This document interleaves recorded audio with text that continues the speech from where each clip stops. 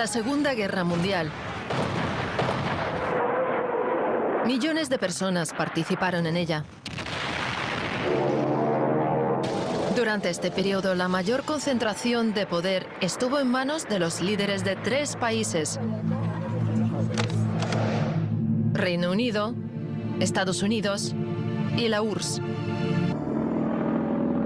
31 de marzo de 1945.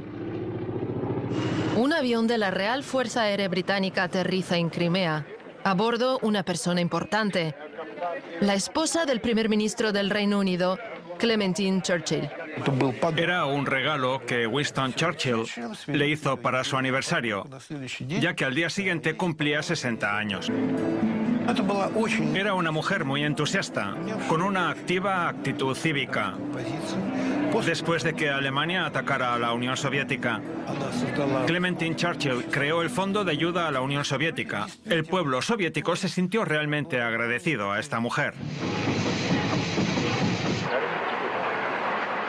Clementine Churchill realiza una extensa visita de 42 días a diversas ciudades de Rusia.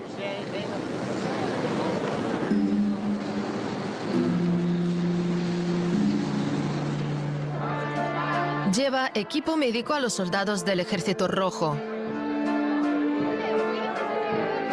Conoce a las trabajadoras de una fábrica de chocolate. Lleva regalos a colegios y orfanatos.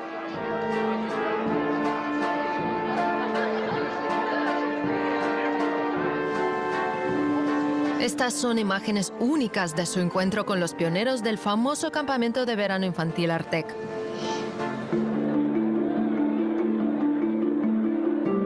El gobierno soviético concede a Clementine Churchill la Orden de la Bandera Roja del Trabajo y la insignia de oro a la excelencia por la defensa sanitaria. El 9 de mayo de 1945, el día de la victoria, Clementine Churchill se encuentra en Moscú. El 9 de mayo, Clementine Churchill pronuncia un discurso en la radio en el que se dirige al pueblo soviético felicitándolo por la victoria. Compartió ese momento con el pueblo soviético.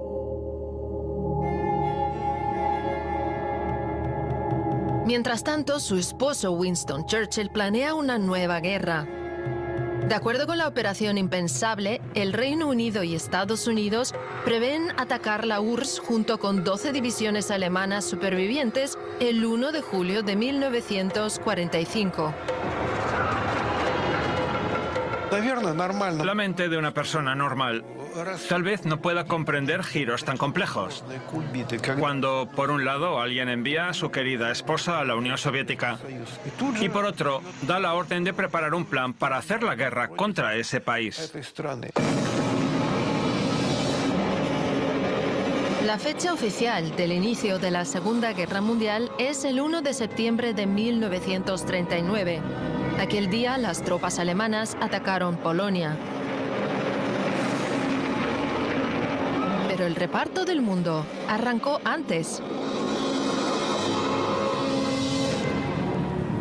1938. El Anschluss o anexión de Austria. Invasión de Checoslovaquia y división del país entre Alemania, Polonia y Hungría.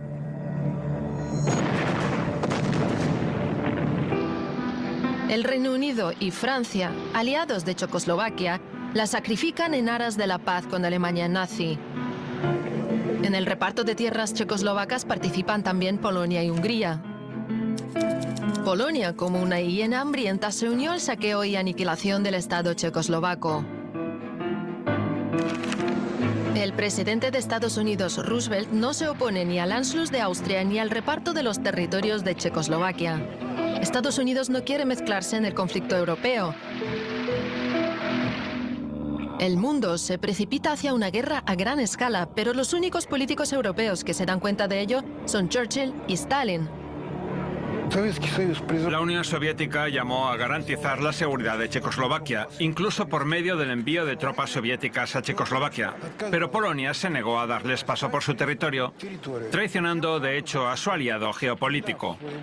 Y ya más tarde, hasta participó en la división de Checoslovaquia, anexionándose la parte checa de la Silesia de Chechen.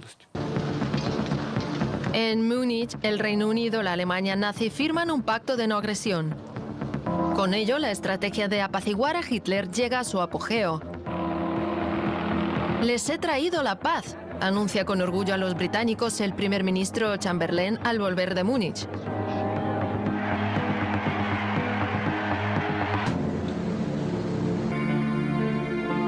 Para Churchill ya era obvio. Había empezado el reparto de fronteras en Europa. La guerra era inevitable. Pero por entonces no era miembro del gabinete ni podía cambiar nada. Estados Unidos también comprendió el alcance de los sucesos de Múnich. Marzo de 1939, la Unión Soviética propone a los países de Occidente la creación de un bloque antifascista para contrarrestar los propósitos de Hitler. La URSS intentó movilizar a Occidente para que se mantuviera unido contra el fascismo. Se opuso al Pacto de Múnich y a la invasión de Checoslovaquia por parte de Hitler, pero nadie la apoyó. Cuando la URSS propuso una alianza con el Reino Unido y Francia contra Hitler en 1939, no fue la única vez. La URSS insistió en ello durante toda la segunda mitad de la década de 1930.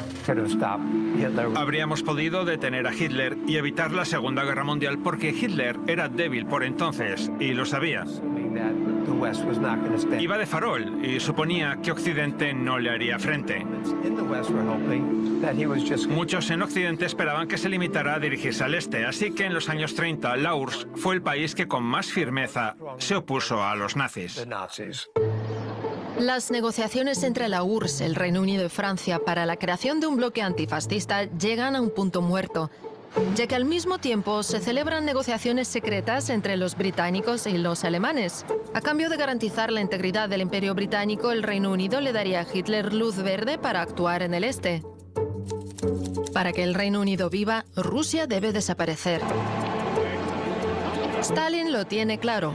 Los países del Occidente hacen caso omiso a sus propuestas. Hay que dejar de apostar por ellos. Además, para 1939 casi toda Europa había cerrado pactos con Hitler. 1933. Alemania, Francia, el Reino Unido e Italia firman el Pacto de las Cuatro Potencias. 1934. Polonia y Alemania firman un pacto de no agresión. 1935. El Reino Unido y Alemania firman un acuerdo naval. 1938. El Reino Unido, Francia e Italia acuerdan el reparto de Checoslovaquia entre Alemania, Polonia y Hungría. 1939. Letonia y Estonia firman pactos de no agresión con Alemania. 22 de agosto de 1939, Moscú. El comisario de Asuntos Exteriores soviéticos Molotov y el ministro de Asuntos Exteriores alemán Ribbentrop firman un pacto de no agresión. El pacto hace imposible que la Alemania fascista se alíe con otros países. La Unión Soviética necesitaba evitar que el primer ministro británico Chamberlain y el primer ministro francés Daladier se inclinaran hacia las fuerzas fascistas y formaran una coalición entre el Reino Unido, Francia, Alemania e Italia.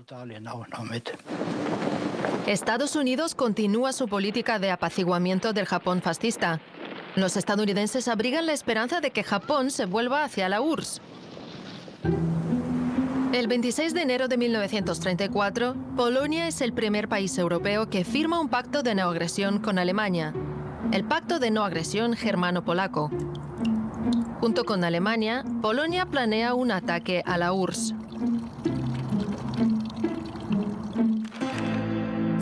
Polonia no debe permanecer pasiva en este momento histórico.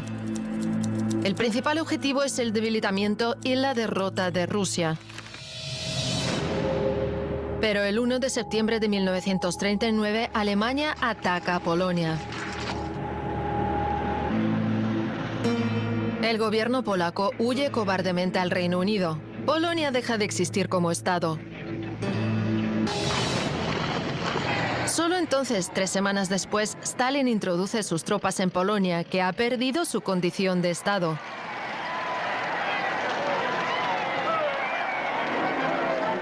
El Reino Unido y Francia se muestran comprensivas con la entrada de las tropas soviéticas.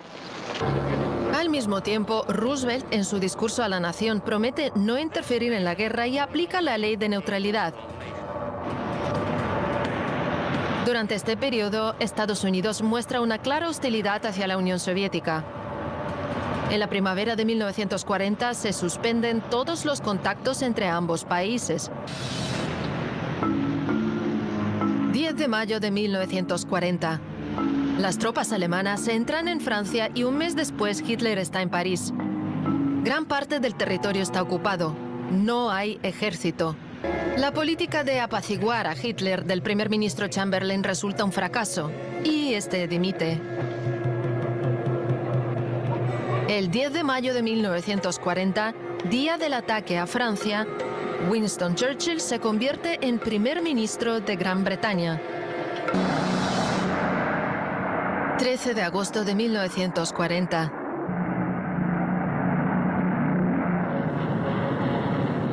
Incursión aérea masiva del Tercer Reich sobre las ciudades británicas.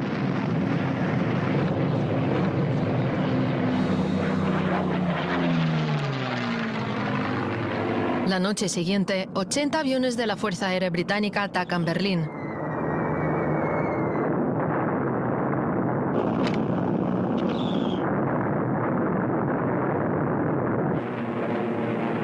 En respuesta, la aviación alemana bombardea Londres. La operación Blitz dura casi 8 meses y provoca una destrucción catastrófica en muchas ciudades británicas. Pero Inglaterra no puede resistir sola.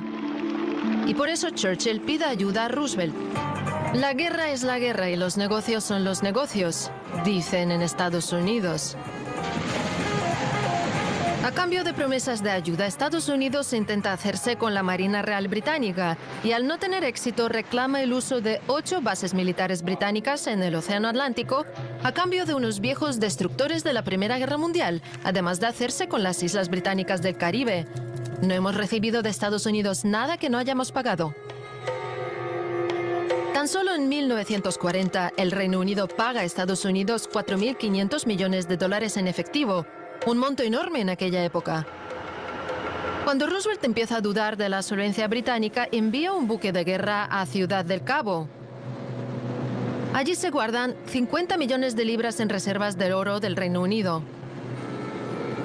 Desesperado, Churchill envía una carta a Roosevelt. En plena guerra, su país está arruinado. Roosevelt no ve ningún beneficio en la derrota de los británicos. La amenaza se acerca cada vez más a Estados Unidos. Sin embargo, el suministro bajo condiciones de préstamo y arriendo queda vinculado enseguida a obligaciones financieras. Todo lo que no se usaba o no se devolvía tenía que pagarse. Churchill advierte a Stalin de un inminente ataque a la URSS. Ante el ingente peligro, busca una alianza con Rusia. Pero Stalin no responde. No confía en Churchill.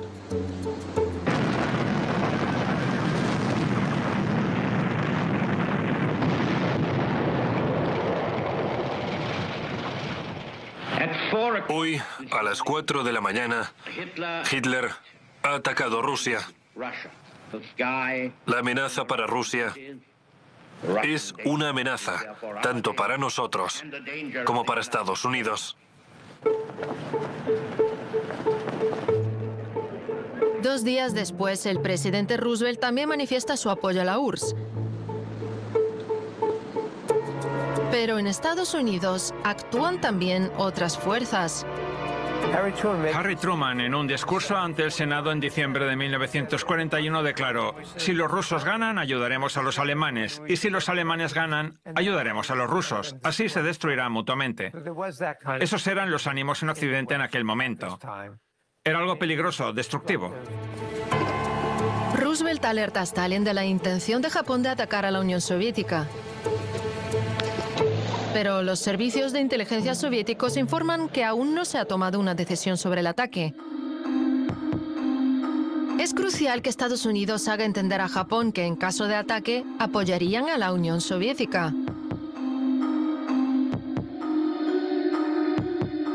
Sin Sin embargo, las autoridades británicas y estadounidenses no planean apoyar a la URSS. Los militares aseguran a Roosevelt que los alemanes tomarían Rusia rápidamente hasta los Urales.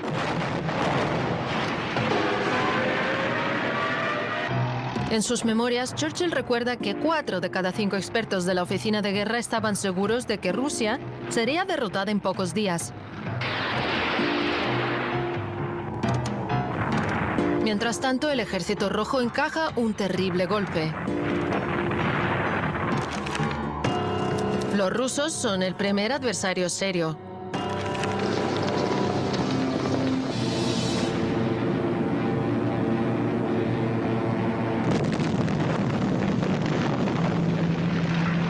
El 7 de diciembre de 1941, la aviación japonesa ataca Pearl Harbor, la principal base militar estadounidense en el Pacífico.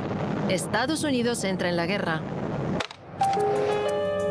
Ya en el verano de 1941, Stalin le plantea a Churchill la necesidad de abrir un segundo frente, y el primer ministro británico le contesta haciendo referencia a dificultades relacionadas con el desembarco de tropas. Roosevelt promete el desembarco de tropas en Francia en 1942 y después le pide a Churchill que le diga a Stalin que la operación no tendrá lugar. Churchill viaja a Moscú. El primer ministro británico arribó a Moscú en un contexto de graves dificultades estratégicas. Stalin habló con Churchill de manera fría y brusca y acusó abiertamente a los británicos de cobardes. Le explicó que en caso de que siguieran actuando como hasta el momento, con tanta cautela, no conseguirían nada en aquella guerra. Churchill quiere irse de Moscú, pero Stalin le invita a su residencia en el Kremlin. El banquete dura más de 7 horas y las relaciones se hacen más cálidas. Irán, noviembre de 1943. Teherán, capital de Irán. Aquí tienen representaciones diplomáticas los 3 países. La primera reunión de la Gran Troika. En Teherán, Stalin tiene una posición muy fuerte para negociar. Los alemanes se han rendido en Stalingrado, ha salido victorioso de la gran batalla de tanques en el arco de Kursk. El Ejército Rojo ataca. Mientras tanto, el Reino Unido pierde influencia, lo cual es evidente para todos, incluso para Churchill. La apertura del segundo frente, tema clave de la conferencia de Teherán, otra vez quedó en el aire. Tenemos demasiadas cosas que hacer en casa como para perder el tiempo aquí, dice Stalin, y deja clara su intención de abandonar la conferencia. Es entonces que los aliados prometen abrir el segundo frente antes de mayo de 1944. Se inicia un diálogo constructivo. Se debate el futuro de Irán y la organización de la Europa de posguerra. Roosevelt propone desmembrar a Alemania en 5 pequeños estados. Churchill está a favor. Stalin defiende la integridad territorial del país. El 6 de junio de 1944, Normandía. A 11 meses de la victoria, los aliados abren el segundo frente. La operación Bagration se convierte para Hitler en un desastre aún mayor que Stalingrado. En 5 semanas, el Ejército Rojo avanza 720 kilómetros, llegando a Varsovia. Casi 20 divisiones alemanas son completamente destruidas y otras 50 sufren grandes pérdidas. Durante la mayor parte de la guerra, estadounidenses y británicos juntos se enfrentaron a 10 divisiones alemanas, mientras que los soviéticos solos se enfrentaron a más de 200. Yalta, Crimea. Febrero de 1945. La última reunión de la Gran Troika. Al principio, los aliados proponen reunirse en Escocia, pero Stalin bromea diciendo que no le gusta la humedad ni los hombres con faldas. En realidad, el líder soviético quiere que los aliados vean con sus propios ojos la destrucción de los territorios de la URSS.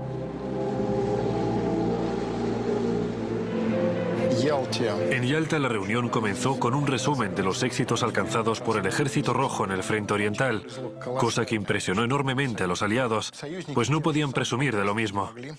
En febrero de 1945 las cosas no les iban muy bien. El 4 de febrero de ese mismo año, el Ejército Rojo se encontraba a 70 kilómetros de Berlín, a orillas del río Oder. Fue un éxito de enormes proporciones.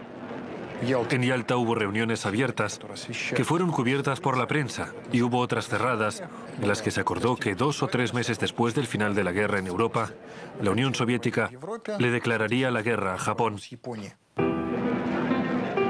Roosevelt está muy interesado en que la Unión Soviética le declare la guerra a Japón, mientras que Stalin necesita asegurar las fronteras orientales de la URSS y recuperar el control perdido en la guerra ruso-japonesa sobre Yuzhno-Sajalinsk y las Islas Kuriles. Se decide el destino de Polonia. Churchill quiere que el gobierno pro-occidental que está en el exilio en Londres regrese a Varsovia. Stalin quiere una Polonia amistosa e insiste en celebrar elecciones libres. Roosevelt apoya a Stalin y Churchill se ve obligado a ceder. Roosevelt propone crear una nueva coalición internacional, la Organización de las Naciones Unidas. Los países ganadores tendrían derecho a veto en la ONU sobre las cuestiones más importantes. En Yalta aparecieron los primeros signos de división entre los aliados. Sentados uno frente a otro, esperaban encontrar una solución. Promovían, sobre todo Churchill, una política anticomunista y antisoviética. Los británicos y los estadounidenses pretendían hacerle el mayor daño posible a la URSS y debilitarla para que les fuera más fácil manejarla después de la guerra.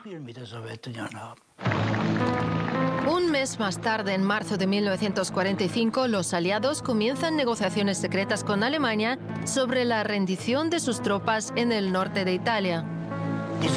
Por supuesto, la Unión Soviética se enteró. Solicitó participar, pero la rechazaron. Con lo cual, los aliados occidentales violaron sus obligaciones ante la URSS, incluso antes del final de la guerra. Es decir, soy aliado de la Unión Soviética y al mismo tiempo estoy negociando con el enemigo. Desde el punto de vista político, eso es una traición y moralmente es incluso peor. En una carta al presidente Roosevelt, Stalin acusa abiertamente a los aliados de llegar a un acuerdo con Alemania a sus espaldas.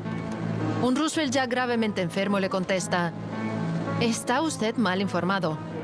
A lo que Stalin responde: «Nuestros informantes son personas humildes y honestas». El 12 de abril de 1945, Roosevelt muere inesperadamente. Harry Truman se convierte en el nuevo presidente de Estados Unidos. Ese hombrecillo, sin ninguna visión de la situación, debe tomar decisiones cruciales en ese momento histórico.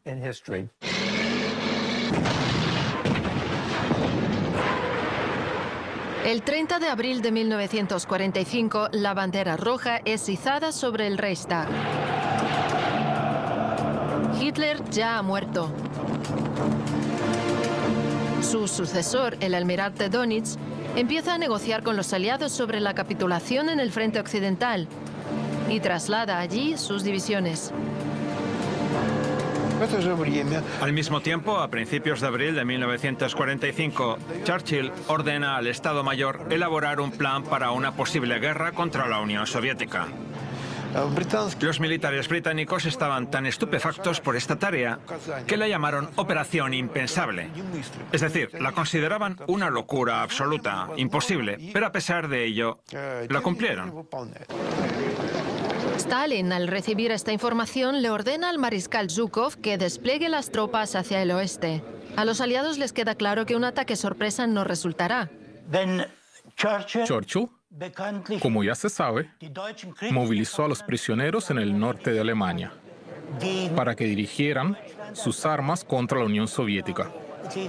Y luego, al llegar a la conferencia de Potsdam, Stalin le preguntó: ¿Qué está pasando? ¿Qué están haciendo allí? Churchill le respondió, no me han informado, lo averiguaré. Así era el doble juego de las potencias occidentales.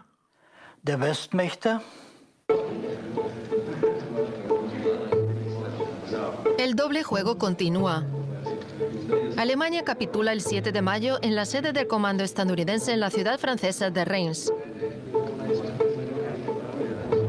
Stalin está furioso. La carga principal de la guerra la soportó el pueblo soviético, pero la rendición se firma en territorio francés y los angloamericanos desempeñan el papel principal. La rendición debe ser un acto histórico de primera magnitud y ser firmada en el lugar de donde vino la agresión fascista, en Berlín. Y no unilateralmente, sino con la participación obligatoria del alto mando de todos los países miembros de la coalición antifascista.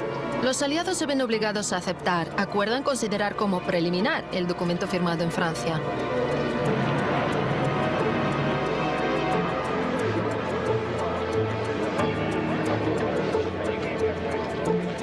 La segunda capitulación se firma en Karlshorst, en las afueras de Berlín. En el acto están presentes los principales cargos militares alemanes encabezados por el comandante en jefe de las Fuerzas Armadas, el mariscal de campo Keitel. Por parte soviética la firma el mariscal de la URSS, Georgy Zhukov. Y por parte de los aliados, el mariscal de aviación británico Tedder. Son las 22 horas y 43 minutos, hora europea, del 8 de mayo.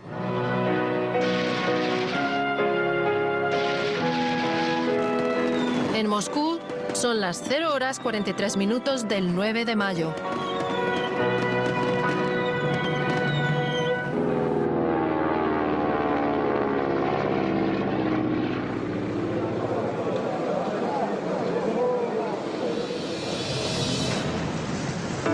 ...17 de julio de 1945.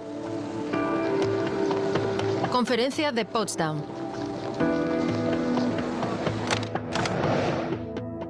Churchill pierde las elecciones que se celebran en ese momento en Gran Bretaña. Mientras estaba en Potsdam, Churchill fue destituido de su cargo por el pueblo británico. Estaban hartos de él. Churchill participa en las negociaciones de Potsdam durante 9 días, pero el nuevo primer ministro británico, Clement Attlee, fue el encargado de concluirlas. Harry Truman ocupaba el cargo de presidente de Estados Unidos y se mostraba mucho más hostil que Roosevelt respecto a la Unión Soviética. Roosevelt estaba convencido de que sin la participación de la Unión Soviética era imposible lograr una paz duradera. Fue el último líder de Estados Unidos que quiso la paz y no la guerra. En Potsdam, Truman recibe la noticia. Ha nacido el niño. Se trata de la bomba atómica. Cuando se lo comunica a Stalin, el líder soviético no se muestra interesado. El tío Joe no ha entendido nada, piensa Truman. Pero el hecho es que Stalin ya lo sabía. En Potsdam se recuperan los temas previamente discutidos en Yalta, en especial la reorganización de Europa tras la guerra. Alemania paga compensaciones y pierde parte de su territorio. Königsberg y sus regiones limítrofes pasan a formar parte de la URSS. Lo que más temían los japoneses era que la Unión Soviética interviniera en la guerra del Pacífico. Truman lo sabía. Stanley le aseguró que los rusos entrarían en la guerra como estaba previsto. Truman escribe en su diario que Stalin iniciará la guerra contra Japón el 15 de agosto y que en ese caso los japoneses están acabados. Cumpliendo sus obligaciones ante los aliados, en agosto de 1945 el Ejército Rojo lleva a cabo una operación relámpago de 20 días contra el ejército de Kwantung, que contaba en sus filas con 1,5 millones de soldados.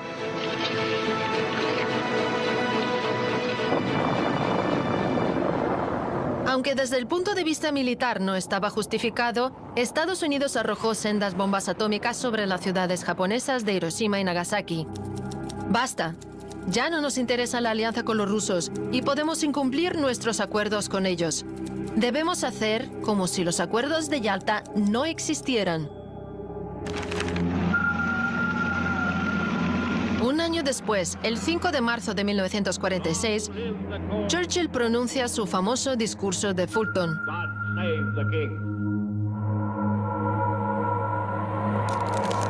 La Guerra Fría ha empezado.